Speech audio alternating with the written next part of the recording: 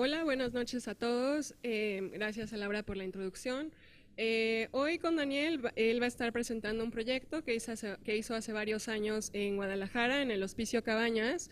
Y bueno, la decisión fue porque ha sido uno de sus proyectos más grandes en México, por un lado, y por el otro porque también reúne, por la escala y demás, reúne una serie de elementos que él ha utilizado a lo largo de toda su carrera, y entonces creíamos que nos iba a ser muy útil para introducir conceptos y discusiones que datan de la obra incluso que empezó a hacer desde los 60s. Ahorita voy a dar una breve introducción, después Daniel va a hacer la presentación de este proyecto, yo le voy a hacer cuando termine un par de preguntas y después la idea es abrir la discusión al público para que todos tengan la oportunidad de entablar una conversación con él. También, bueno, mi introducción es más que nada que estamos muy contentos de poder tener a Daniel aquí porque dentro de la práctica artística mexicana contemporánea, a mi parecer, las nociones de sitio y público y espacio público son uno de los intereses más recurrentes y que han generado más discusiones teóricas e incluso históricas a lo largo de los años. Reflexionado constantemente sobre la idea de sitio, sobre la salida del museo y cómo su práctica se ha conformado a partir de la repetición de elementos, y eso es lo que va creando una variedad increíble a lo largo de los años, ¿no? Entonces, bueno, sin mayor preámbulo, le cedo la palabra y en unos minutos más podremos establecer esta discusión conjunta. I will only speak briefly tonight about a big project which was done with energy support of the gallery Galguera, with who I work in Mexico, and that was a big project done in this fantastic building. Certainly some of you know already, which are the Las Cabañas in Guadalajara. And the full construction, which give one of its beauty, it's done everywhere with exactly the same material. But each of these patios has a different characteristic. And as you will see, I kept this characteristic to do some specific work. So here, for example, we just jump from one to the other patio, which are already themselves very, first of all, looking alike, but with a lot of differences. The space of the door, what they do in the patio. One has colors, flowers, the other not, trees, etc., etc. And we continue. Use a kind of a pyramid where you have two opposite faces with a mirror and the two other side with stripes. So again, in a very different way, because as you can see, every surface is oblique. You have a reflection of the architecture in a completely different way, when in many other of this configuration, I put the mirror vertical, then the repetition or the view of the architecture duplicate without twisting the elements.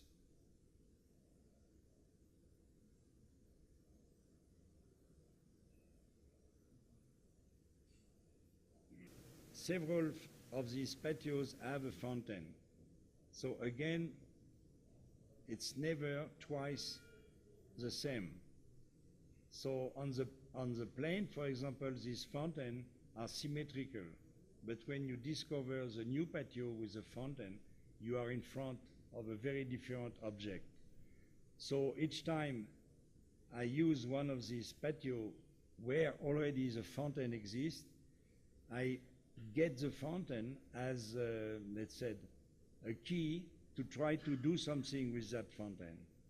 So here, for example, I build these arches around the fountain, with the fountain, and then I use the shape of all these arches, which are everywhere in the building, to do quite a big frieze on the very top of this patio, using two colors, the red and the orange. And we also activated all the fountain because they are not working all the time, but we made possible the activity of the water. So this was to play with colors, and the decision was to play more or less inspired by the full construction of this building, with playing with kind of symmetry, where in fact the middle was cut and left one half of the chapel totally white, painted white, and the other part completely colored. So this gives even more the idea. And where the natural light is entering, mainly by the doors and the window, where the walls are colored, so all the left of the photo, the windows are left as they are, and only the vertical support, which more or less define the whole in the architecture, are sublined with stripes. In front, you have nothing, no color, no stripes whatsoever, but the windows are all colored with self-adhesive filters, and only then the filters are giving the color inside the building. So this is the way it's constructed. All the color on the left except on the window, no color at all on the right except on the window.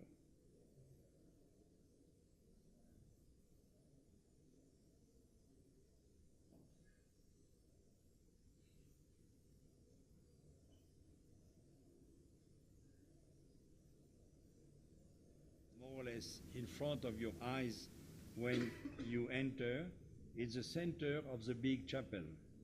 And not only the center, but also the cupola.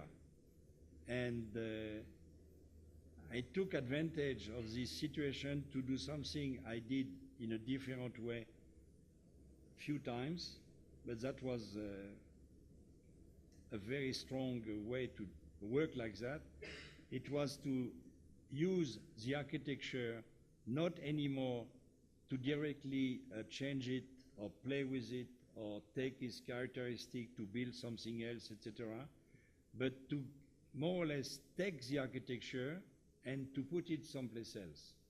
So in this respect, I was very interested, especially by the cupola, and what you cannot see well there, but we will see it in a second, are a series of windows which are on the very top before the end of the cupola. All these windows which are repeating itself all around the cupola. So the idea coming from there was to, you can imagine, to cut the cupola from that place at the base of the window up to the top of the window, and to take these elements exactly on the scale 1 to 1 and to put it right inside the patio, right in the middle. So you have a kind of a transport.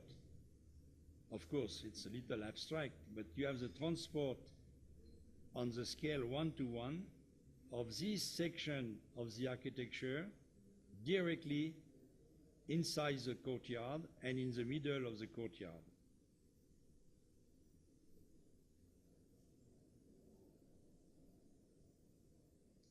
So then we did a perfect replica of the windows, And of course, I changed many things. Of course, everything is simplified. We don't have a kind of reconstruction of the columns. We just have very simple pillars. We have exactly the same section, the same size, and then the windows become to be like a play with 5 different colors. So the windows themselves are used one each 2 for the color, and they are from top to the bottom, from left to right, like the way to write, by alphabetical order of the language where it is. In fact, it's Spanish with azul, amarillo, etc. A, B, C, D, E, repeating itself till the very end. So the next will start with a new letter, the new color, and because, of course, of the numbers of windows and the number of element glasses in each window, we have a perfect play with 5 colors, 16 windows, and I don't remember the number, but you know, one window start on the left, sorry, with a color.